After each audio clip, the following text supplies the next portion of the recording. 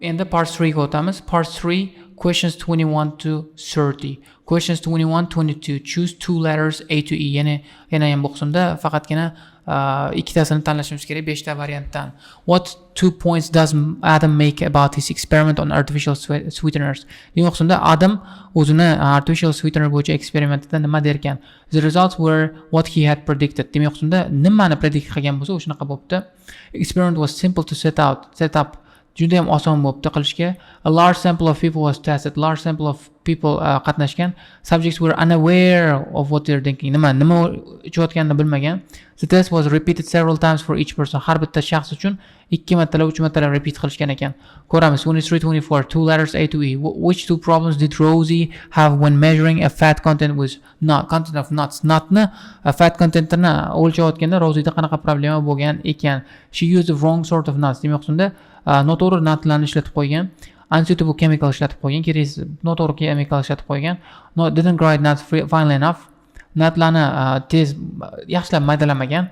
Information on the nut package was incorrect. Demak shunda informatsiya nut packagedagi informatsiya noto'g'ri bo'lgan. Weighing scales may have been unsuitable. Bu qismda tarozisi to'g'ri kelmaydigan tarozi bo'lgan. Eshitamiz, savollarga javob berishga harakat qilamiz. Boshladik. That is the end of part 2. Starting to plan their presentation on diet and obesity. First, you have some time to look at questions 21 to 24. O'qib olamiz, keyin davom etamiz. 21 to 24. Boshlaymiz. Okay, Rosie, shall we try to get some ideas together for our presentation on diet and obesity? Sure. I can talk about the experiment I did to see if people can tell the difference between real sugar and artificial sweeteners. Where you gave people drinks with either sugar or artificial sweeteners, and they had to say which they thought it was. Yeah, it took me ages to decide exactly how I'd organise it, especially how I could make sure that people didn't know which drink I was giving them. It was hard to keep track of it all, especially as I had so many people doing it. I had to make sure I kept a proper record of what each person had had. So, could most people tell the difference? Yeah, I hadn't thought that they would be able to, but most people could. Then there's that experiment I did, measuring the fat content. Stop. I haqida gap bo'lgani yo'q, eshitganim yo'q. C bilan D bo'ladi javob. Nimaga C bilan G bo'ladi javob? Xo'p, mana. It took me ages to decide exactly how to organize it. Especially, I could make sure that people didn't know which drink I was giving them. Demak, unaware, didn't know the synonym. It was hard to keep track of them, especially I had so many people doing it. Demak, ko'p odamlar bo'lgan. C bilan D bo'ladi javob. Xo'p, tells the difference mana. Yeah, I hadn't thought. Demak, bu qismda men o'ylamagandim, ular tells the difference qila olishini, lekin qilishdi. Most people did dedi. Shuning uchun ham A javob chiqib ketdi. Simple to set up bo'lmaydi, chunki mana yerda yozilgan. It took me ages. I didn't know how to organize it. Qiyin bo'lgan. Shuning uchun ham B chiqib ketdi. E ni eshitganim yo'q. E dan 2 marta 3 marta repeat qilinganini eshitganim yo'q. Shuning uchun ham E javob bo'lmaydi. Javob C bilan D bo'ldi. O'qib olinglar kerak bo'lsa. Of nuts to see if the nutritional information given on the packet was accurate. The one where you ground up the nuts and mixed them with a chemical to absorb the fat. Yes. My results were a bit problematic. The fat content for that type of nut seemed much lower than it said on the package. But I reckon the package information was right. I think I should probably have ground up the nuts more than I did. It's possible that the scales for weighing the fat weren't accurate enough too. I'd really like to try the experiment again sometime. O'z ko'rganingizdek, nima bo'ldi dedi? Information xo'p, qisqasi. My results were a bit problematic. The fat contents at the type of that seemed much lower than it said in the package. Package deyotganidan pastroq tuyuldi menga, lekin package informatsiya to'g'ri edi dedi. Demak, D chiqib ketadi. I should have probably ground up the nuts more than I did. Demak, xususda noto'g'ri grind qilgan, shuning uchun ham javob C bo'ladi. It's possible the scales for weighing the fat weren't accurate enough too.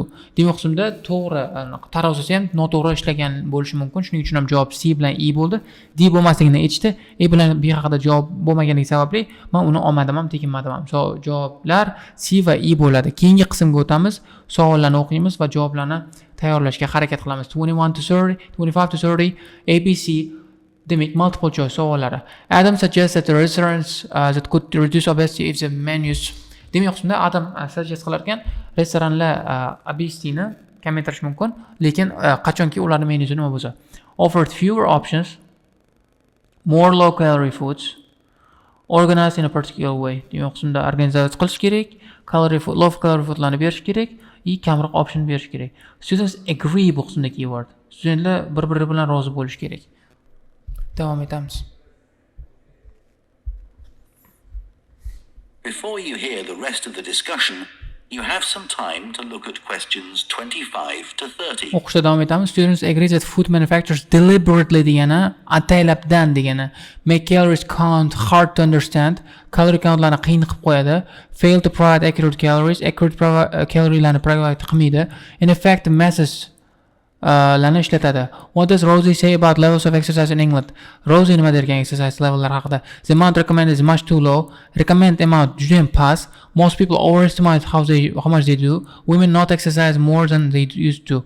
Ayollar kamroq qilishni boshlagan ekan. Adam refers to location and width of stairs in train station to illustrate nima haqida gapirdi. Practical change that can influence people's behavior. Hope. Methods of helping people who have mobility problems. Mobility problemlari bilan yordamlashish. Now listen and answer questions. O'qib olamiz birinchi. Ways of preventing accidents by controlling crowd movement. Preventing accidents. What do students agree keyword about including reference to exercise in presentation? Presentation da exercise hop qisqasi nima? Agree qilishar ekan prezentatsiyasida exercise ga reference kiritish bo'yicha. Leave it out. Chiqarib tashlash kerak. Research qilish kerak. Tutor bilan discussion qilish kerak. Ko'ramiz. What are the students going to do next for their presentation? Prezentatsiyasi uchun keyin nima qilmoqchi? Prepare some slides. Slaydlar tayyorlamoqchi. Find out how long they have for it. Qancha vaqt borligini topish kerak. Decide on its content and organization. Content bilan organizatsiyasini ko'rib chiqish kerak. Endi eshitamiz va savollarga javob berishga harakat qilamiz. Ketdik.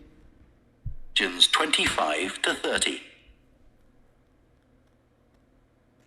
So, what can we say about helping people to lose weight? There's a lot we could say about what restaurants could do to reduce obesity. I read that the items at the start of a menu and the items at the end of a menu are much more likely to be chosen than the items in the middle. So, if you put the low-calorie items at the beginning and end of the menu, people will probably go for the food with fewer calories without even realizing what they're doing. I think food manufacturers could do. O'z ko'rgazda Adam aytdi, ko'pchilik odamlar menyuni boshidagi yoki menyuni oxiridagi narsalarni tanlaydi. Shuning uchun ham o'sha yerga qo'yib qo'yish kerak dedi, organizatsiyasini o'zgartirish kerak dedi. If you put low calorie items at the beginning and at the end of the menu, you people will probably go for the food with fewer calories. Qisqasi, we're organized in a particular way. Javob C bo'ldi. Keyingisiga o'tamiz. More to encourage healthy eating. How? Well, when manufacturers put calorie counts of a food on the label, they're sometimes really confusing. And I suspect they do it on purpose. Because food that's high in calories tastes better. And so they'll sell more. Yeah, so if you look at the amount of calories in a pizza, they'll give you the calories per quarter pizza, and you think, oh, that's not too bad. But who's going to eat a quarter pizza? Exactly. I suppose another approach to this. Hop, exactly dedi. Qisqasi, studentlar aytibdi, agree that food manufacturers deliberately calorie countlarni har tonnasini qilib qo'yadi. Well, manufacturers put calorie counts on food labels. They are sometimes really confusing, and I suspect they do it on purpose, deliberately in synonym. Qisqasi, u ham exactly dedimi? Ana qildi. Yeah dedi mana. Qisqasi. Shuning uchun ham javob A bo'ladi. Fail to provide accurate calorie count demadi. U prosta aytdi, men buni ham quarter pizzaga aytib qo'ydim men. Adam ham bunga qo'shimcha ma'lumot berdi, lekin accurate masalan noto'g'ri, aldaydigan ma'lumotlarni bermaydi ular o'zidan o'zi. Shuning uchun ham javob A bo'ladi. It's problem is to get people to exercise more. Right. In England, the current guidelines offer at least 30 minutes of brisk walking 5 days a week. Now, when you ask them, about 40% of men and 30% of women say they do this. But when you objectively measure the amount of walking they do with motion sensors, you find that only 6% of men and 4% of women do the recommended amount of exercise. So you can see why obesity is growing. So, O'z ko'rganingizdek, exercise in England dedi recommended amountni aytdi, lekin to'lovligini aytmadi. Ko'pchilik odamlar mana shuncha 30% bilan 20% la qilaman derkan, lekin 6% bilan 4% asosan qilar ekan, measure qilganda o'sha uchun ham overestimate qilar ekan odamlar o'zini nima qilayotganini. Shuning uchun ham javob B bo'ladi. Ayollarning exercise haqida gap bo'lgani yo'q. Shuning uchun ham javob B faqatgina. About 40% of men and 30% of women say they do this, but when you objectively measure the amount of walking they do with motion sensors, you find that 6% of men, 4% of women do the recommended amount of exercise. Javob ana shu. Javob B bo'ldi. how can people be encouraged to take more exercise? Well, for example, think of the location of stairs in a train station. If people reach the stairs before they reach the escalator when they're leaving the station, they're more likely to take the stairs. And if you increase the width of the stairs, you'll get more people using them at the same time. It's an unconscious process and influenced by minor modifications in their environment. Right. O'z ko'rganingizdek, stairlarni, train stationda stairlarni aytdi, practical change bo'ladi. Nimaga? Agar elevatordan oldinroqqa qo'yib qo'ysang, elevator demadi. Qisqasi, nima dedi? Escalatordan oldinroqqa qo'yib qo'ysang dedi, kengroq qilib qo'ysang dedi, odamlar ko'proq olish mumkin dedi. Bu kichkina changelar odamlarni o'zgartirish mumkin dedi. Mobility problem demadi, health prevent accident haqida umuman gapirgani yo'q. Shuning uchun ham javob A bo'ladi. If people reach the stairs before they reach the escalator when they are leaving stations, they are more likely to use the stairs. Mana shu javob bo'ladi. O'qib olinglar kerak bo'lsa. And it might not be a big change, but if it happens every day, it all adds up. Yes, but actually, I'm not sure if we should be talking about exercise in our presentation. Well, we've done quite a bit of reading about it. I know, but it's going to mean we have a very wide focus. And our tutor did say that we need to focus on causes and solutions in terms of nutrition. Oh, I suppose so. And we've got plenty of information about that. O'zining ko'rganingda to'xtatdi. Adam aytdi, men anomasman dedi. Qo'shilmayman, biz buni kiritishimizga dedi. Chunki tutorimiz aytdi, sen faqatgina cause bilan solutionga e'tibor ber, boshqa narsani chiqarib tasha dedi. Shuning uchun ham discuss qilish shart emas. Biz research qilib qo'ydik-ku dedi o'qiz, lekin hozir juda ham keng bo'lib ketadi. Leave out qilaylik dedi. Shuni chiqarib tashlaylik dedi. Mayli dedi. I'm not sure if we should be talking about exercise in our presentation. We've done quite a bit of reading about it. I know it's going to mean we have a very wide focus. Our tutor did say we need to focus on causes and solutions. I suppose we've got plenty of information about it, but okay. Qisqasi javob leave out. Chiqarib tashlash kerak u informatsiyani. Xo'p, keyingisi. Okay. Well, that will be simpler. So, what shall we do now? We've still got half an hour before our next lecture. Let's think about what we're going to include and what will go where. Then we can decide what slides we need. Okay, fine. Let's decide what we're going to include and what will go where dedi. Shuning uchun o'shandan keyin ham slaydlarni qilishimiz mumkin dedi. Prepare slide undan keyin bo'ladi. Qisqasi, let's think about what we're going to include and what we will go there. Qisqasi mana shu javob. Include the content and organization, what will go there. Shuning uchun ham javob C bo'ldi. Hamma savollarga javob berdik. Harakat qildik. Hech bo'lmasa agar muammo bo'ladigan bo'lsa skriptlarni o'qib olishingni iltimos qilamiz. So'zdan yodda olasizlar. Shu bilan yaxshi baraka topib ketasizlar. Keyingi darsda ko'rishguncha xayr. Bye bye.